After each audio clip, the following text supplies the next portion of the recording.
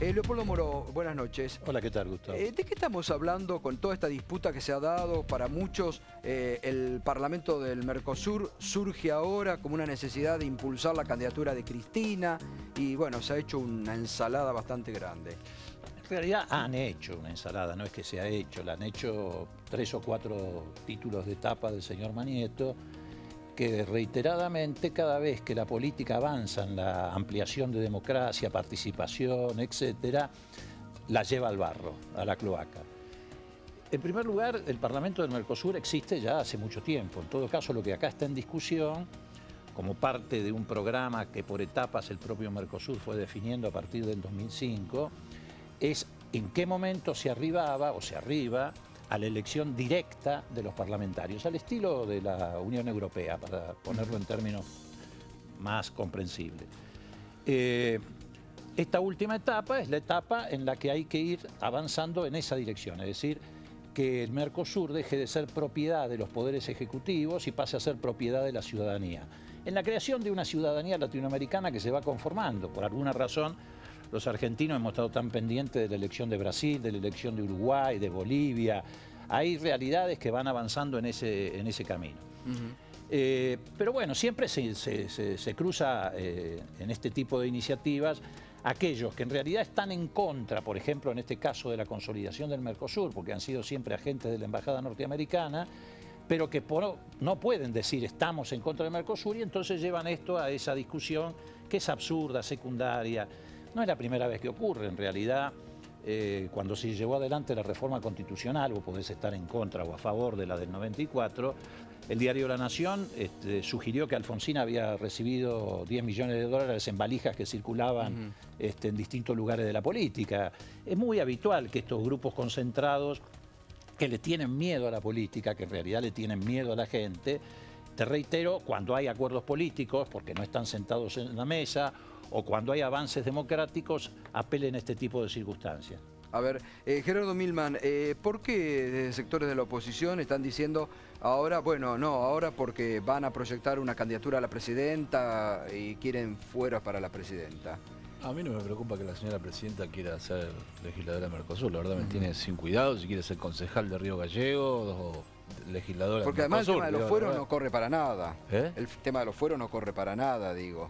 Si quisiera ver algún proceso judicial, como dicen algunos sectores de la oposición, no tiene fueros. Se pueden iniciar muchos procesos, ustedes que fueron legisladores sí, también. La propuesta que aprobó ayer, el dictamen que aprobó, y ese es un tema que nosotros estamos en contra, modifica la ley de fueros. O sea, efectivamente, le otorga fueros que el Tratado de Mercosur no le otorga. El Tratado de Mercosur otorga fueros para los legisladores del Parlasur destinados a sus opiniones, a su función en la ciudad de Montevideo y en el resto del tratado, pero a los efectos de su función. Sin embargo, el dictamen que ayer se aprobó a propuesta del oficialismo amplía estos fueros para los legisladores del Parlasur de la Argentina, dándole equiparándolos con los legisladores nacionales. Hay una ampliación de los fueros que desde mi punto de vista es inconstitucional. ¿Esto es así? No, a ver, se le da efectivamente los mismos fueros que tienen los legisladores nacionales. Y esos fueros no impiden, que no va a ser el caso de la presidenta, salvo que alguien esté por anticipado deseándolo, o preanunciándolo en acuerdos con sectores del Poder Judicial que en estos días están actuando de manera extorsiva. Lo cierto es que eso no impide ni para ella ni para nadie ningún tipo de proceso. Son los fueros que hoy tiene cualquier legislador que está sentado en el Congreso Nacional. Es el fuero que impide el arresto, pero no el proceso. No hay ninguna traba para el proceso. Por eso, pero me parece que además poner la discusión allí es hacerle el juego a estos grupos. Yo creo que lo que hay que poner la discusión es, ¿hace falta o no hace falta un Parlamento del Mercosur? Yo creo que sí. Estoy absolutamente convencido. Me parece que hay que avanzar en esa dirección para consolidar el proceso de integración regional.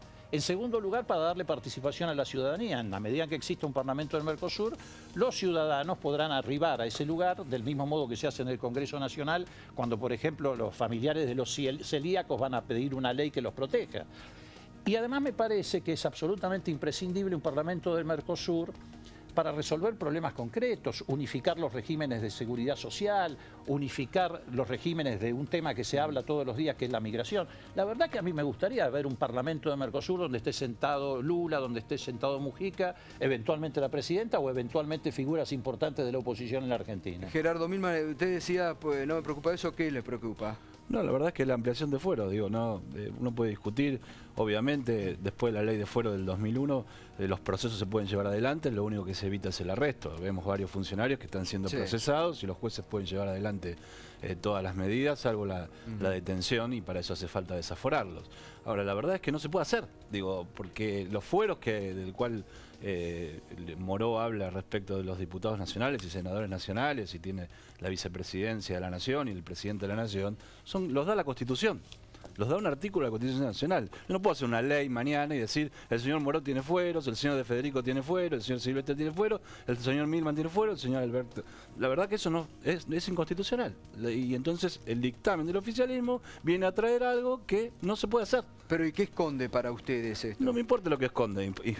Esconde privilegios para quienes sean. La presidenta, yo o cualquiera. Y la verdad es que los argentinos no necesitan privilegios, digamos. Necesitan un Mercosur que funcione, que resuelva los problemas que tiene. Tenemos muchos problemas. Tenemos una unión aduanera imperfecta como el Mercosur. No hemos avanzado políticamente desde el punto de vista de generar una comunión política en el Mercosur. Hay mucho trabajo por hacer. De hecho, esta ley que viene a cuento se puede hacer porque hay una deuda del Mercosur, porque el Tratado del Mercosur fijaba que la elección de estos parlamentarios debía hacerse en el día del Mercosur. Este día del Mercosur tiene que ser un acuerdo de todos los países que tampoco han fijado ese acuerdo, entonces ahora se viene a reemplazar ese artículo supletoriamente porque la elección se va a hacer conjuntamente con la próxima elección presidencial. Ahí están los problemas, el Mercosur no avanza, tenemos dificultades comerciales con Brasil permanentemente, respecto, por ejemplo, en la industria automotriz, digamos, siempre estamos discutiendo los aranceles cuando no debería haber aranceles. Entonces, me parece que puede haber elección de diputados del Mercosur, del Parlasur, no hay ningún inconveniente, estamos dispuestos a competir con la presidenta, con quien sea. La verdad, eso es política y el que decide es el soberano del pueblo. Esa parte de la discusión no nos interesa. Ahora, quieren hacer algo por ley que la Constitución lo impide, nada más. Claro, pero acá, digamos, lo que se ha presentado, a mí me parece muy bien lo que usted está explicando, Milman, porque me parece que tenemos que ir a un debate más allá y decir, a ver, cómo hacemos para que el Mercosur de una vez por todas se encarrile y pueda beneficiar realmente a un gran mercado. Pero también me parece que se ha encarrilado un poco este tema como diciendo, o se lo ha centrado diciendo, no, acá lo único que interesa es lo que pasa que en el fondo, inmunidad para Cristina Kirchner eventualmente. Claro, bueno, pero eso tiene que ver no solamente con llevar a la política al barro, que es una práctica común de los medios hegemónicos y de algunos empleados que tienen en la política, que escupen para arriba y hacen antipolítica, sino que además tiene que ver con el hecho de que efectivamente quieren el fracaso del Mercosur.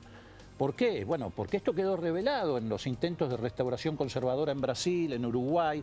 ¿Qué decían los candidatos de la oposición detrás de los que estaban los poderes fácticos de Estados Unidos? Hay que terminar con el Mercosur, hay que ir a los tratados de libre comercio desde la independencia e individualidad de cada país. Es decir, reabrir la puerta del ALCA. También hay que ser un poco autocríticos. Los socios chicos del Mercosur protestan porque Argentina y Brasil no supieron contenerlo. Bueno, los socios chicos no son, pero los socios chicos de cualquier integración también protestan los españoles, los portugueses, los irlandeses en Europa. ¿Y qué hace Alemania? ¿Qué hace Alemania y Francia? Bueno, precisamente por eso hay que tener un parlamento del Mercosur. No se puede tener actitudes contradictorias. Efectivamente, los estados chicos siempre en los procesos de integración tienen resquemores, dificultades, por eso hay que ir a un parlamento, democratizar más el Mercosur. En segundo lugar, si los que hablan de república se oponen a la creación de un parlamento, ya no entendemos más nada. ¿Qué más queremos que un parlamento que transparente, que controle, que le dé participación a los sectores sociales, etcétera? Entonces, esa es la discusión. Justamente Europa, para ir al caso europeo, Europa avanzó con el Parlamento de Estrasburgo cuando ya estaba avanzada la unidad monetaria. Nosotros estamos económicamente muy lejos de hacer que el Mercosur sea un mercado común. ¿Por qué el súbito interés de que el Parlamento... Primero no es súbito. 2005 se habló por primera vez del Parlamento. 2007 los estados que en aquel momento integraban el Mercosur, con excepción de Venezuela, que se incorporó después, acordaron la creación del Parlamento. El Parlamento, además, te quiero aclarar que existe, funciona. Claro. Funciona con dificultades, etcétera, a través de la representación de los legisladores locales. Es una representación indirecta. Ahora se va a una representación directa al estilo del Parlamento Europeo. Está bien, pero ahí pero es que no entiendo cuál es tu objeción. No, la objeción es que me parece es más prioritario avanzar en lo económico, que no esté perforada la arancel externo. Lo prioritario es darle participación al pueblo en las decisiones. Eso vale para la economía, para las cuestiones sociales, para la distribución del ingreso. Eso es lo prioritario. Sí, democratizar. Entonces, la creación del Parlamento, yo creo que va a ser un factor, no el único, que va a empujar los procesos que todavía están pendientes, porque va a generar mayor participación, discusiones. Bueno, en el discurso kirchnerista siempre estuvo presente esto de que la política no puede estar supeditada. Yo reivindico el discurso alfonsinista, que fue el que generó el Mercosur. A mí me da la impresión de que si hoy Alfonsín viviera y viera cómo están llevando esta discusión al barro con el tema de los fueros y alguna pavada más, se volvería loco, porque realmente la discusión de la integración no la inició el kirchnerismo. La etapa del proceso de integración vino de la mano de la democracia con Raúl Alfonsín, que fue junto con Sarney el que dio el impulso inicial al Mercosur. ¿Está bien? ¿Que ha tenido dificultades el Mercosur? Claro que ha tenido dificultades. Lo que quiero decir es que en Europa el impulso lo da la unidad económica, el hecho de que tengan una moneda única, el hecho de que hayan avanzado en resolver asimetrías hoy está en cuestión lo de la moneda única. Sí, está bien. Convengamos que el tema del euro hoy está generando dificultades. Hay severos desequilibrios entre los países de la Unión Europea. Que no se salda en el Parlamento.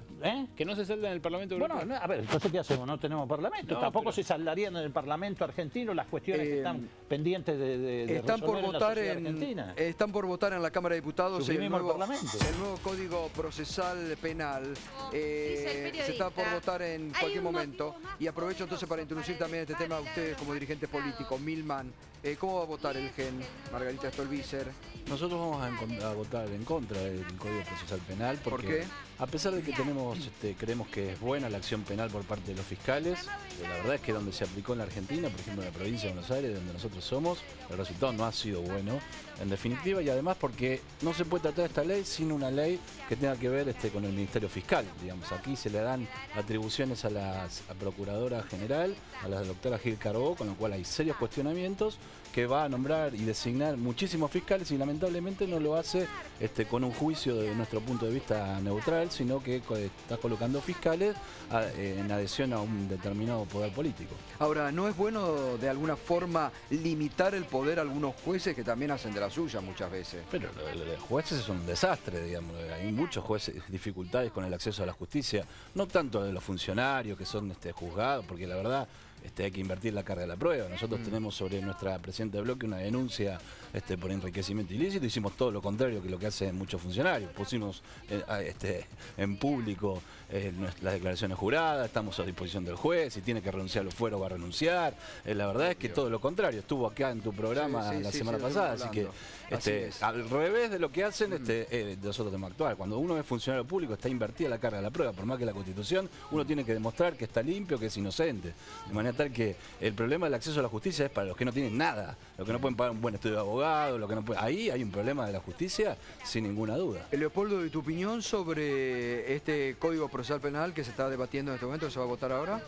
Mirá, yo creo que es un paso muy importante, fue demandado, yo te diría que por todos los sectores políticos de la Argentina, pero lo que pasa es que ocurre siempre lo mismo, es decir, lo que uno reclama, pasa con el tema de Mercosur, vos sabés la cantidad de proyectos de la oposición o de sectores de la oposición que hay en favor de crear, de llevar adelante la elección del Mercosur, infinidad de proyectos, muchos de ellos ya casi son una copia de los que presentó el oficialismo. Con el tema del Código de Procedimiento Penal ocurre exactamente lo mismo, era un reclamo de todo el arco político. Cuando aparece esta discusión, después a ver, ¿me permite un minuto? Sí, a ver, Leopoldo, vamos a escuchar, porque está enfervorizada. Tenemos una presidenta está cerrando que el nos debate. enseña todos los días que no hay apriete que la baje, que no hay apriete que la amedrente, que nadie la va a amedrentar, ni los buitres de afuera, ni los caranchos de adentro. Espero, señor presidente, que a ustedes esta vez no les dé miedo de votar esta reforma del Código Procesal Penal. Gracias, presidente. Bueno, o sea, se viene la votación. Decía entonces, Leopoldo, que te parece bien el avance. Sí, a ver, primero esto surge de la reforma constitucional que declaró a la Procuración Fiscal, al Ministerio Público, un ministerio extrapoder. A partir de allí se fue avanzando en esta dirección. Nosotros teníamos un sistema arcaico, el sistema procesal anterior, que concentraba en el juez la investigación, la sentencia, todas las decisiones. Eso le daba poderes increíbles. Es cierto lo que dice Milman en el sentido de que en la provincia de Buenos Aires, por ejemplo, el sistema no ha dado resultado, pero entre otras cosas no ha dado resultado porque esto necesita complementarse, por ejemplo, con la creación de policía judicial. Los fiscales necesitan instrumentos de este tipo que además los separe de lo que en la práctica ocurre, que es darle a la policía la instrumentación y la instrucción de los sumarios. Entonces, por supuesto, son cosas que hay que ir complementando, pero la idea esencial de salir del sistema inquisitivo e ir al sistema acusatorio me parece un avance gigantesco y progresista, por otra parte. Por supuesto, faltarán instrumentos que habrá que ir adicionándole. Bueno, a ver, se está por votar ya en general y esta noche, si se aprueba, queda transformado en ley. Esto que ha provocado, bueno, distintos choques, no solamente a nivel político, se va a votar sino en también general el dictamen a nivel de mayoría judicial. De las comisiones de justicia y otras recaído en el proyecto de ley, venido en revisión del Honorable Senado, por el cual se aprueba el nuevo Código Procesal Penal de la Nación, orden del día 1544. ¿Es correcto las abstenciones?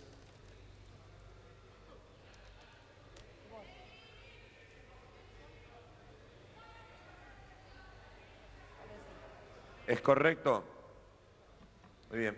130 votos afirmativos, 99 votos negativos. Queda aprobado el nuevo Código Procesal Penal y será ya mañana mismo seguramente sancionado y queda convertido en ley. Nuevo Código Procesal Penal para la Argentina.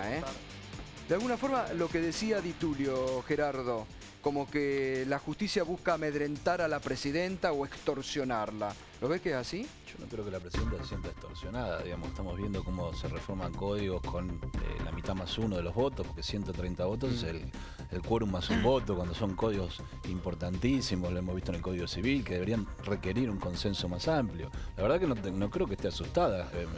Ayer la siento amedrentada, Julián Álvarez hacía referencia a algunos jueces federales, a las actitudes de algunos jueces federales, caso Bonadío. Sí, la verdad que el caso Bonadío, tiene que ir a preguntarle el secretario de Justicia Álvarez a quienes representaban a su bloque, la diputada Conti y el diputado Kunkel, cuando lo absolvieron en las causas y hablaban bien del juez Bonadío. En el Consejo. En el Consejo de la Magistratura. Pero además el secretario de Justicia, la verdad que yo creo que debería abstenerse de participar del enjuiciamiento de Bonadío, porque Bonadío está investigando, y a mí la verdad que Bonadío es un juez vinculado al justicialismo, al mismo partido de gobierno hoy en Argentina, y está investigando la empresa de la señora presidenta. Julián Álvarez es secretario de Justicia, designado por la señora presidenta, es el representante del Poder Ejecutivo en el Consejo de la Magistratura, e intenta convertirse en juez y parte. Me parece que la verdad en este tema él debería ausentarse de la participación, porque él es parte de quien defiende a su mandante, que es la señora presidenta, y el juez está investigando a su mandante. ¿Y usted, Leopoldo, qué piensa de eso? Mira, yo te voy a contar una experiencia personal con Bonadío. Yo era senador nacional allá por el 96 aproximadamente. El diputado nacional Eduardo Santín, que sigue siendo todavía diputado nacional, nos ocupábamos de los temas previsionales, digamos. Fueron años difíciles, fue el momento de la privatización del sistema de jubilaciones y pensiones, y como el Estado había perdido muchísimos recursos de los aportes que se iban a los privados, se aprueba una ley que establece un 15% del total de impuestos, de ganancia, etcétera, etcétera, con destino a la seguridad social. Era una ley que determinaba un destino específico. Cavallo violenta ese destino específico y manda la plata a la tesorería. Lo hace un mes, 2 meses, etcétera. Nosotros con Santín preparamos una carpeta, hicimos una denuncia y la llevamos al juzgado de Bonadío. Nos recibió Bonadío. Agarró la carpeta, nosotros le hicimos un resumen de la presentación que estábamos haciendo en nuestra condición de legisladores. Yo no acostumbraba mucho a hacer política en la puerta de Comodoro Pi, pero era un tema grave, digamos, porque afectaba además el destino de los fondos que eran coparticipables. tomó la carpeta, nos miró y nos dijo, la puso en el cajón del escritorio y nos dijo, bueno, si recibo una llamada esto va a caminar. ¿Por qué? Porque era el momento en que había, vos lo debés recordar, una especie de tirantez, tensión entre Cavallo y el menemismo por el tema de la reelección. ¿Se había pasado el tema de la servilleta que había denunciado Cavallo? Cavallo había, no, claro, era el momento de la servilleta, de esto, etcétera. Entonces, ¿qué quiso decirnos Bonadío? Nosotros lo salimos a decir, están los diarios de la época. ¿Qué quiso decirnos Bonadío? Yo presumo. Bueno, si recibo una llamada del ala menemista, lo proceso a Cavallo. Si no recibo la llamada, no lo proceso a Cavallo. Esto es Bonadío. Esto ocurrió en su despacho en el año 95, 96. Esto es Bonadío. Es cierto lo que dice Gerardo en el sentido de que, de acuerdo a cómo se paran los jueces, tanto el oficialismo a veces, la oposición también, ahora Leopoldo dice, bueno, en esta instancia lo protegemos, en esta otra instancia no lo protegemos. Porque así como en una instancia efectivamente el oficialismo lo protegió a Bonadío, ahora la oposición, como cree que Bonadío le está haciendo el trabajo de desgastar al presidente, lo protege la oposición a Bonadío. Y así es como navegan los jueces. Los jueces navegan de esta manera, los jueces federales, con el poder que les dio ese código de procedimiento que le permite pinchar teléfono, mover las causas sin que el fiscal pueda participar. ¿Qué hacen con las causas? O se sientan para apretar a los funcionarios a la política, o las reactivan cuando ven que tienen alguna dificultad. Eso es lo extorsivo, no solo contra la presidenta. Ellos extorsionan el sistema político. Y el sistema político se deja extorsionar porque cree que en cada instancia puede usar a ese juez en contra del otro. Entonces el oficialismo cree que puede usar un juez en contra de Margarita Stolbizer, que es un disparate, y Margarita Stolbizer o la oposición creen que le viene bien que Clarín publique que este extorsionador está investigando a la presidenta. Entonces, en el medio de eso navegan los jueces que son corruptos, que son extorsionadores, que forman parte de una estructura que hay que modificar definitivamente para que el proceso democrático sea transparente en la Argentina. No podemos vivir la dictadura de los jueces. Se paran sobre causa para... Pero obviamente, obviamente, así como cajoneó esa causa y nos dijo lo que nos dijo, yo no me quiero imaginar la cantidad de causas que cajoneó o no cajoneó. Bueno, está denunciado mucho en eso. Ahora, un poco volviendo a lo que decía también Gerardo. Leopoldo, vos formaste parte en el gobierno de Raúl Alfonsín, cuando eras diputado, de un momento en que los jueces tenían que tener aprobación del Senado, ¿no? No estaba todavía el Consejo de la Magistratura. Digo, ¿es bueno que alguien que fue funcionario del gobierno de Carlos Menem, funcionario de Carlos Corach, que tiene, o de cualquiera, después sea juez? No, yo creo. Y algo tiene que, pero ahí la política algo tiene que hacer. Pero, a ver, digamos, bien decís vos, Gustavo, esos jueces necesitaban un acuerdo del Senado. Habría que ir a ver quiénes son los partidos políticos que le dieron acuerdo en el Senado, quiénes son los senadores que le dieron acuerdo en el Senado, digamos, porque eso también es parte de la memoria. La verdad que nosotros no fuimos, cuando la diputada hizo la denuncia, no la recibió Bonadío, nunca en su vida habló con Bonadío. Ella fue, presentó, hay un sorteo, le tocó Bonadío, le podía haber tocado Ollarvide. Ella no pidió ningún allanamiento.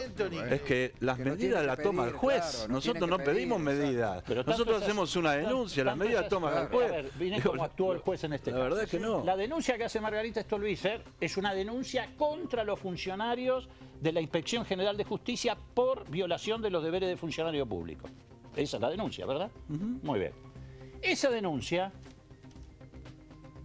ahora está derivando en el intento de Bonadío de transformar la denuncia, lo que es absolutamente ilegal, de lavado, en una maniobra de lavado que además está investigada en otro juzgado. Claro. Está tratando él de avanzar sobre la causa que tiene Casanelo, porque Casanelo ya está investigando la cuestión del lavado de dinero. ¿Pero por qué? Porque él necesita aferrarse a eso para tratar de generar una protección, transformarse en el supuesto héroe de la película de la Argentina. Vos fíjate las contradicciones que hay en Argentina.